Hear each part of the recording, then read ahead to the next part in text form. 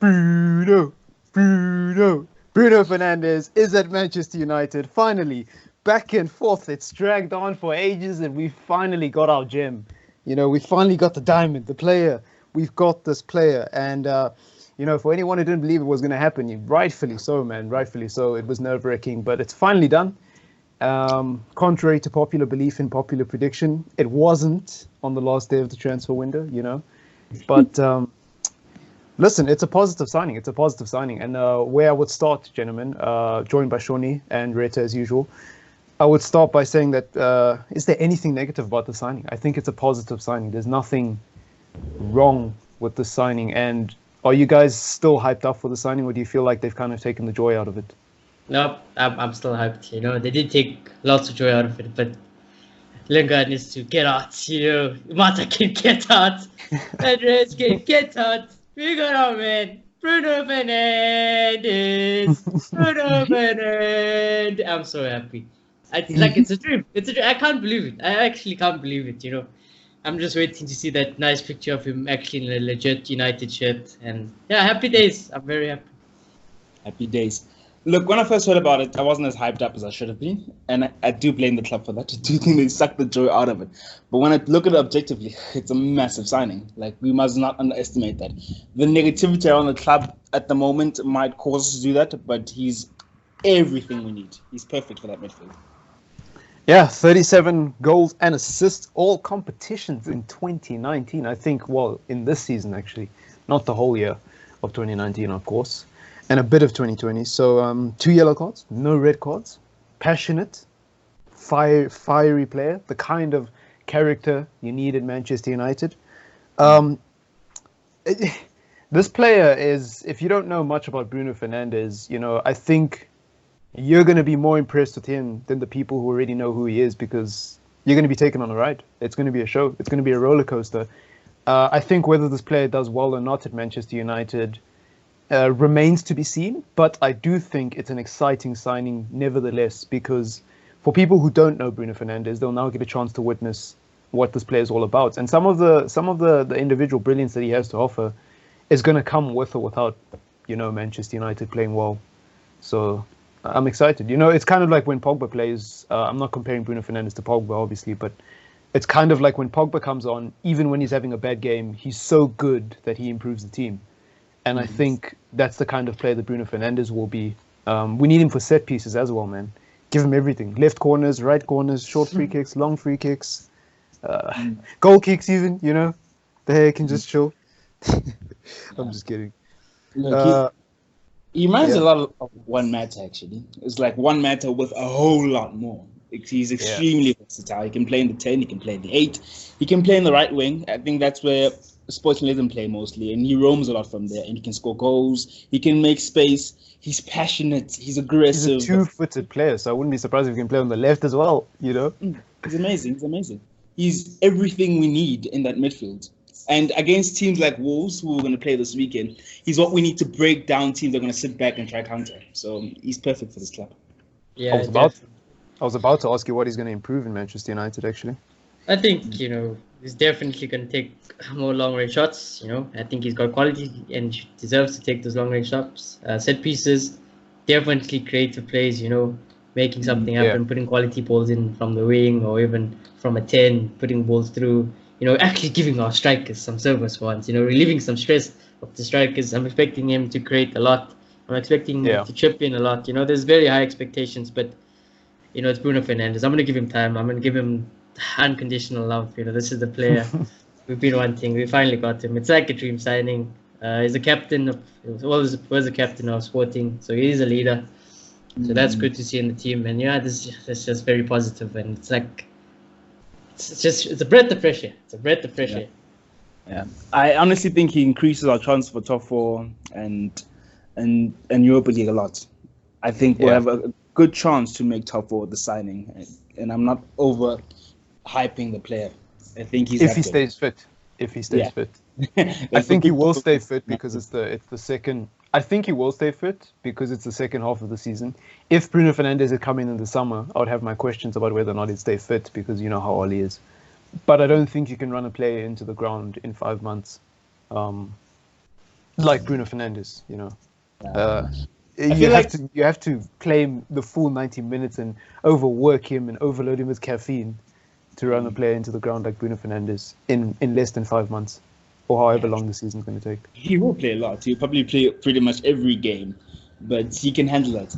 I feel like I would have liked Bruno Fernandes plus maybe a 6. I think with 2 signings in those positions, we would have really given a go at Chelsea. But I feel like this will give us consistency because the games that we do struggle in are the games that we can't break down defenses. Yeah, that's true.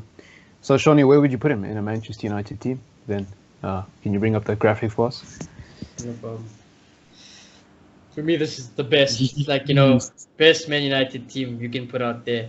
By age, by whether or not people are fit or get injured, I feel like this is the best Man United team that you can put Matic, out. what about?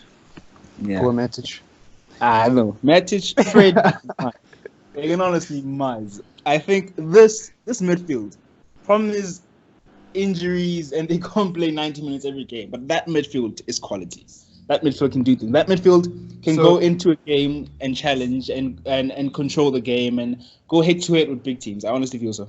So I have a question for both of you. What do you think of this, right? Instead of playing Fred and McTominay in the DM position, imagine having Fred and McTominay on the bench for the box-to-box role and buying a DM and having Matic as the backup DM for when that DM is not playing, obviously. Imagine that. Yeah. Because like, then, if we because had then, to get like a Kante or an Ndidi to play CDM. Woo! Yeah, because then think about it. Then you don't always have to play Bruno Fernandes and Pogba at the same time. Obviously, for big games you will, but you could play Pogba with McTominay and then Fred with Bruno Fernandes, and you can mix it up so the team is stronger without both of them, and still have a DM. Exactly. Yeah, I think it's no surprise that United do still need some players, and hopefully we do get them. So far, it was a good start getting Bruno. Who would you sign next? I think it's no surprise. We will do this later on in another show, but there's no surprise that my dream signing is Jack Grealish, without a doubt. Jack Grealish. I like Jack Grealish so much. It is probably my favorite footballer at the moment. I'll put Jack Grealish. Call me crazy, but I would put Jack Grealish even over Fernandes if we had to choose. Bold. I do think signing another DM and playing like this, I think, Ole could prove us wrong because he tends to prove us wrong. I think that is the vision. I think he's just playing the 2 because he feels that his hand is forced. But yeah, a quality DM would transform this team with those 2 in front of them. It'd be glorious. No striker? Without Marcus Rashford out? No left wing? Well, actually, it should be a left wing. I don't know why we're trying. I'm just being extremely biased because I really I cannot express how much I love I get it. So Look, I would look to bring a left wing in. At the moment, a DM is obviously a signing that we need to make. There's so many holes in this team going forward that need to be filled, and I'm not denying that at all. But I would look to bring in a specialist right winger and play Dan James off the left when Rashford is not fit. That's what I would do. I would rotate Dan James and Rashford so Dan James can get nurtured into the left wing role and play when Rashford's not playing. And then bring a specialist right winger and fix that right wing position. That's what I would do. I think the signing that we should make next should be a right wing or a defensive midfielder, because I think those are now 2 positions where we definitely need reinforcements. Because we don't really have a proper right wing. I don't like Greenwood really playing on the right wing. And defensive mid, I love Fred and I do love McTominay, but if you can get a Kante or an Ndidi, like I said, get them. Get them. I don't care. I just want United to be the best team in the world. For our current situation, I think maybe I'm more on the side of Marcus on that an attacker would work because we just don't have goals.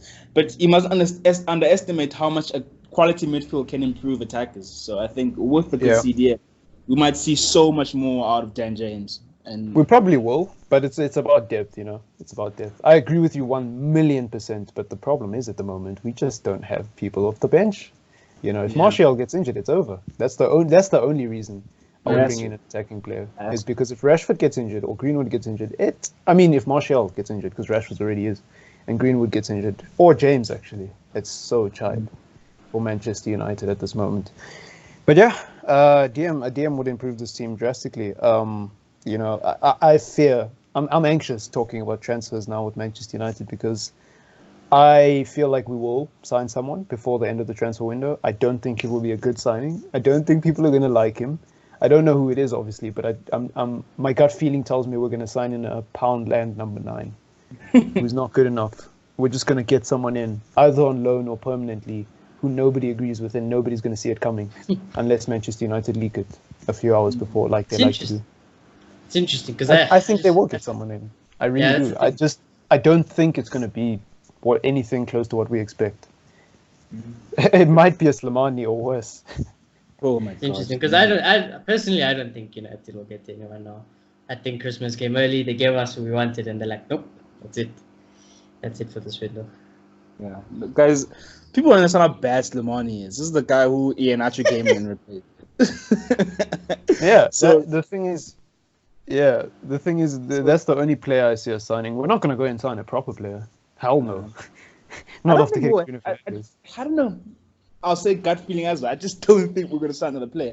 I think we might try here and there, but we're going to be Man United and just not get it over the line.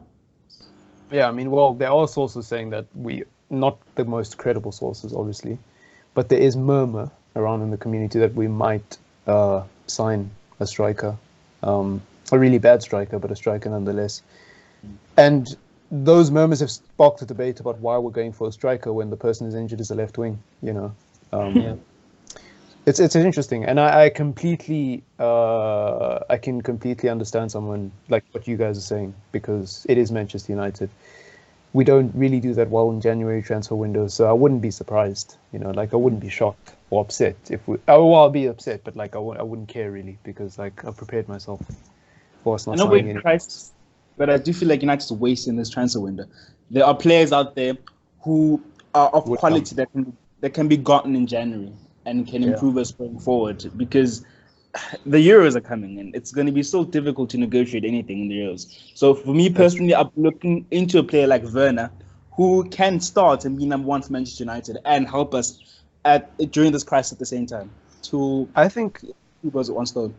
I think getting players like Timo Werner, it's funny you bring him up, for Manchester United makes a lot of sense from the point of view of a fan, but actually. And I'm not defending the Glazers or Woodward at all. I'm just looking at it pragmatically. I think based on how United have been snubbed in this transfer window by a lot of players coming out like a day or even an hour after transfer rumors, and I think Timo Werner was actually one of them. Players coming out and saying, yeah, when the rumors started about us signing, I'm not sure if it was Timo Werner, but it was one of the Dutch players. Was also one. I remember Samara saying that he won't leave until maybe. Yeah, so when the rumors came, literally an hour later or on the same evening, I think Timo Werner was the one who was like, no, I'm not leaving. I'm not going to Manchester United. Hell no. And the same thing happened with the guy that Shawnee mentioned. Haaland obviously kind of snubbed us, although with him, we all knew Borussia Dortmund approached him. So it wasn't like he stabbed us in the back or anything like that. So I think Manchester United are in a period at the moment where quality players don't want to come here. Like even Sancho, we're not going to get someone like Sancho if we don't have Champions League football. I think United are in a difficult place, on top of the fact that it's the January transfer window. There's a lot of quality players who don't want to come here. Where I agree with what you're saying is there are a lot of players. We don't need to sign world-class players. There's a lot of quality players in Europe that would come to Manchester United because it's better than where they're playing currently. There are a lot of players in League One who can play the DM role, who are young, who've never really had the taste of a big club. I mean, Bruno Fernandes is kind of a prime example of the player who would come to Manchester United. He's a player who plays in the Portuguese league. It's not really recognized around the world. He's playing for Sporting Lisbon, which is somewhat of a popular team, but nobody really has that much respect for Sporting Lisbon. So he's a player. When Manchester United comes knocking on the door, how does he say no? Yeah. There's lots of players in a similar boat to Bruno Fernandes that United could sign, and I think United aren't looking at those players. They're either looking at Brexit FC or they're trying to look at players that just don't want to come. Speaking of Brexit FC, would you guys be open to players in the Premier League who are playing at maybe lower teams but are quite of a decent quality? For example, Charlie. Oh yeah, if we had to get Traore or Raul Jimenez, I would be happy. I'd be very happy. I mean, Aaron Wan-Bissaka was playing for a mid-table team, so Yeah, and I love Wan-Bissaka news at Palace, just like how I like a Traore, how I like Grealish, and how I like Yeah, I think Raul if Jimenez. we should 101,000,000% be looking at someone like Traore. I agree. Like, we should. Why not? What does Traore not have that he could offer and make this team better? Yeah. The man is more ripped than people who go to the gym, fam. I think Even someone like Jimenez Everton, makes like Calvert Lewin, also another example. I think Jimenez makes so much sense because he's a plan B. He's big. He's a poacher striker. He's something different as well. Martial is, and he's quality. So I think Manchester United. It's no secret that Manchester United, the recruitment at Manchester United is a problem, and we often look at how Manchester United have struggled to spend money since Ole Gunnar Solskjaer has come here, because even in the summer, you've got to look at the net spend and not who we brought in. The net spend is still extremely low because we did get rid of Lukaku, Herrera, Fellaini, and Sanchez, and we only brought in 3 players. So even without looking at the net spend and the actual figure, you can look at the numerical value of the players who've left the club. You've let out 4, 5 with Ashley Young, and you've only brought in 4 with Bruno Fernandes, Aaron Wan-Bissaka, Maguire, and who's the other? Dan James. So, like Manchester United are getting rid of more players than they're bringing in, and they are selling players for more money than they're willing to spend on players to replace those guys. So I think a lot of people will look at that and immediately blame the fact that we're not spending money, but it's also the recruitment as well. When we are spending money in the transfer windows where we do blow money, we're not looking in the right areas. And I think that's why I cannot overemphasize how important this guy is to our team. Bruno Fernandes. Yeah. That's it's right. It's there's nothing wrong with the signing. There is nothing wrong. There's nothing wrong. It is the completely right signing to make. Yeah. And United are lucky. They got away with a bullet. United because Oli Barca, when Barca bid, like if they had wasted any more time, there could have been a lot more teams involved, and Bruno Fernandes could have been like, you know what, the transfer window's almost closed. These guys are taking their sweet time. Barca's here. I'm just gonna go with them. One more thing, gentlemen, before we close off the show. Is Bruno Fernandes the future captain of Manchester United? Or potentially? Let me see him in a few games. Let me see how he is. Let me see how he settles in. I don't want to say it too early, but if he comes in, plays simple passes, he does the simple things right. You see some leadership, some fight over the next few games. He settles in. Then maybe I can give a better decision. For now, I can't really give a decision. I think Maguire is the right person for now. And I just Bruno just develop into the team. What I will want to ask though is that going back to my best United 11, I had put Scott / or Fred. So I just want to know who you guys would put in that defensive role if you had to play 4-3-3 like that. You good? Should I go first, or do you want to go first? First.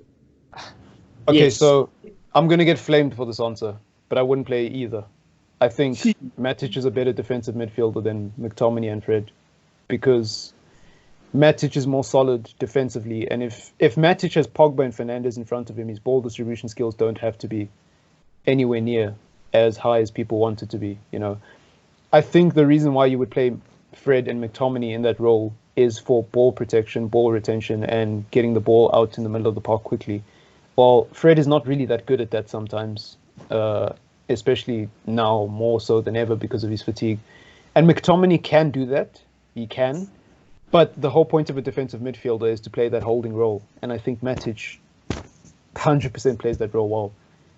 Really, I really do. I don't think Matic should be the long-term solution for that position. I think we should bring someone in. But based on current form and what's happening right now, I would play Matic in there and then play Pogba and Bruno Fernandes in front of him. That's honestly what I'll question first. I think yes, based on what we've seen from Sporting Lisbon, I think he's probably the most capped leadership attributes than anyone in our club. So I think he can be a future captain. In terms of Fred, McTominay, or Matic, honestly, I'll go with McTominay. To be honest, I understand why you might say Matic, and he does have the best attributes, but I feel like he just doesn't have the pace to play in the first team Premier League team and be extremely productive. I think with McTominay we can have a midfield that can just blow teams apart. And I prefer to start with a player like that and then just bring on Matic to cover up. It's funny you say that because I was also thinking the same. I think, I love Fred and everything, but I think McTominay is a younger and could be better Matic, basically. He definitely could be a better Matic. All I would say about Matic is I think Matic can get away with not having pace if he's got Pogba and Fernandes right next to him. I think if you remove if you remove either Pogba or Fernandes, then McTominay. But if Pogba and Fernandes are playing there, I think you 100% play Matic because I've always said we spoke about this in the last podcast after the City game. I've always said I think Matic looks like someone like a Sergio Busquets. He's not quick, but he has everything he needs if he has the players around him to do what he needs to do. Even when he played at Chelsea, I didn't think Matic was that quick. I just think he had the right players around him and the right system working around him.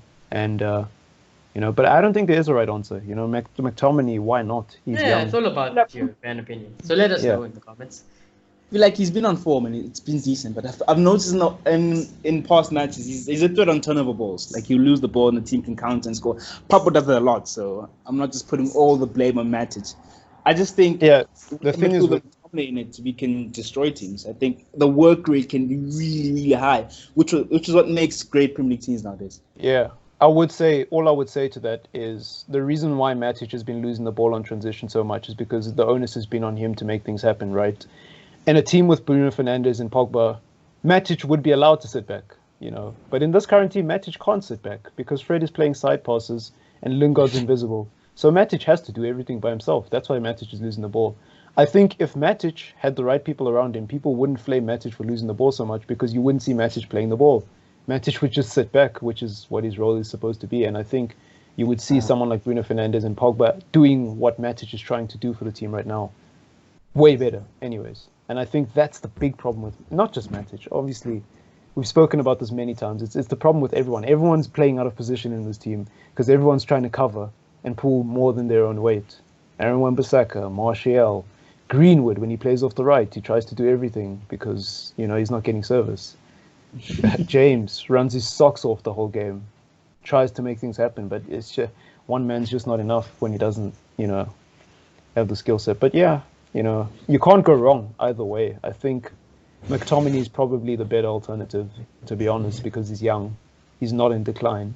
He'll only get better. He's quicker. And he can learn to become a player like Matic anyways, because, he's got that potential. That's the thing with young players. So I can definitely agree with the argument for McTominay. You guys can't believe Fred took the holder. Besides Div, do you guys think Fred, okay, let me put it like this. Why is Fred worth keeping at United? He's a workhorse and he's a work engine, and I think he can do the Bruno. I think in the right system, he can come off the bench for Bruno Fernandes, and Bruno Fernandes can get a rest in a game. So let me put a perspective. Let me put it into perspective for you.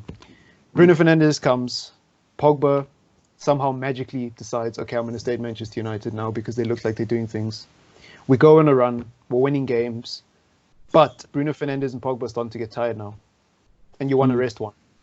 I think Fred is the guy you bring on to rest one of them in a game, in a midweek game against a Burnley or Palace that, you don't need dazzle attacking flair. You just need someone who can do the job in the system, and I think Fred can if there's a system. If there's a system. I think he's good enough if there's a system. There has to be a system. And my proof for this is look at Liverpool. Look at Liverpool's bench midfielders and tell me they're anywhere near as close as some of the best midfielders in the world. They're not, but they have a good system and they're workhorses. Yeah, exactly. They're good. I've never really rated Liverpool's midfield, but they're not that good, but they have a system. And they're good enough to get the job done because in other areas of the field, there's players who can get their job done and help and do more. The problem at Manchester United at the moment is we're lacking serious quality. Yes, we're lacking a system, but we're also lacking serious quality. What quality does for you is it allows for holes in your team. That's why I think a player like Matic could work if Bruno Fernandes and Pogba are next to him, because you've got those two to help you, those two will take so much of the workload off of you. Yeah, Pogba's like three midfielders in one. And the sporting director said Bruno is also like three midfielders in one. So there You we can go. see, I think Shoni said it perfectly. Is Martial, the person that Martial's missing the most right now is Rashford, because what does Rashford do for Martial? He gets into the spaces. He frees up space and gives Martial room to do what Martial does best. But as soon as the quality of Rashford is not there and you replace it with someone else who's not good enough to do that, then Martial now has to do more than what he originally had to do when Rashford was there, and he's struggling. And it happens around the whole team, even with Fred. When McTominay got knocked and he got replaced with Matic, Matic is a different player to McTominay. So now Fred is struggling because he doesn't have the guy next to him who complemented him. It's the same in defense, you know. When Lindelof is next to Jones, it's a disaster because Lindelof's flaws get exposed. So, you know, I think Fred could work. I think Fred could work as a bench player and as a squad player for Manchester United, and potentially even more if we give him time. Yeah, I think there's a player in there. Yeah. I mean, I think he has some qualities in there. And as you say, I think with the right system, he could do it. But I don't know. I just feel like maybe Ole is not the manager for him. I feel like Ole's playing That's where the style can't get the best out of Fred. Yeah, that's where the system comes into play. Like, Ole's probably not the guy to get the best out of Fred. Yeah. It has to be the right system, you know. Yeah. Because I think Fred, like, you compare, what do Liverpool, especially their bench midfielders, how different are they from Fred, really? From someone like Fred? Not in terms of traits and characteristics, I just mean in terms of skill. Like, do you really rate midfielders, Liverpool's bench midfielders? Yeah, I don't. Individually, don't look at what their team is doing. Which one, though? I think they've got midfielders, eh? I think people don't underestimate that. Ball alone, I think they've got midfielders. Yeah, good good and decent are words that are easy to throw around. But are Liverpool's midfielders, backup midfielders, levels above Fred? Like, really? Are they that much better than Fred that you would be like, there's no reason picking Fred over I don't really think so. Like, even when I still look at Henderson, I'm like, yeah, like even Henderson. Henderson is a good player. Like, he's now, good. This is not shade. This is not shade at Henderson. He's a good player, but is he world class? No. Is he a Pogba? No. Is he a Bruno Fernandes? Hell no. But it works in the system because he's a hard working player who has just enough quality to follow the system and plug in the holes, plug in the gaps, and he's a leader on top of it. I think Henderson's slightly better than Fred is in terms of skill set, but they're very similar, and Henderson starts. In terms of the bench, I think Keita should be better, but he's not. He's not. His performances don't back it up. But in terms of skill set, he is better. Yeah, so I don't know, man. Yeah. Maybe Liverpool wasn't the best example, but Liverpool is the first thing that popped to my mind because Liverpool's midfield is probably the weakest area in the team. Liverpool's midfield. Now, do you argue that Pogba and Bruno can get into? Yeah, easy. You see, but midfield cohesively, Liverpool's is probably better because they have a better system and they create more chances from the striker. Why? Yeah. System. System. Definitely. And that's the thing with Bruno, with Fred, sorry. I mean, the show is about Bruno Fernandes, but, you know, we're talking about Fred.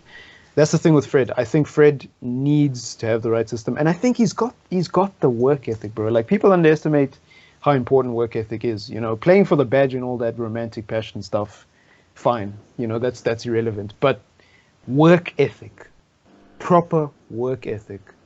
Bruno Fernandes has the talent and the work ethic. That's what makes him such a special player. And Herrera, same. You know, that work ethic, that drive, that non-stop running up and down, up and down. You know, when a player is an engine and he's a workhorse, people underestimate how important that is in transition play alone. Because in transition, you see so many players just like, you know, lose the ball and they're like, ugh. If you have a workhorse, that's not going to happen. And that's got nothing to do with talent and skill. That's just the only way I know how much I appreciate people like that is because, you know, I hate to bring this up again, but like, you know, my Indo team, I've got two amazing workhorses. And with those two players, like, it's done. Like, I don't have to worry. I don't have to worry. Yeah, people underestimate how important it is to have hard-working players in your team. I think that's why Brandon Williams is shining at the moment. I mean, he's a good player, don't get me wrong, obviously. But I'm just saying his work rate and his passion, his work ethic makes him stand out. True. Okay, with Aaron Wan-Bissaka, it's a bit unfair because he's been playing every game. You can only run for so long as a footballer. But even Aaron Wan-Bissaka, you can see his work rate is slowing down as a result of the amount of games he's playing. Like in that Liverpool game, that City game, sorry, he looked really jaded. And I think that game, more than ever, for Wan-Bissaka specifically, was a clear sign of what happens when you start to lose that. Yeah. His work rate has not been amazing. His talent is just backed it up, really. Yeah. But yeah, anyways, guys, it's been a shorter video than usual. Still long because I didn't think it would be this long. Let us know what you think in the comments down below. Please do leave a like on the video. Follow us on all our socials at Red Devils Africa on Instagram.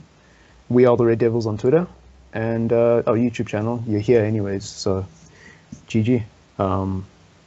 See you in the next one. Peace.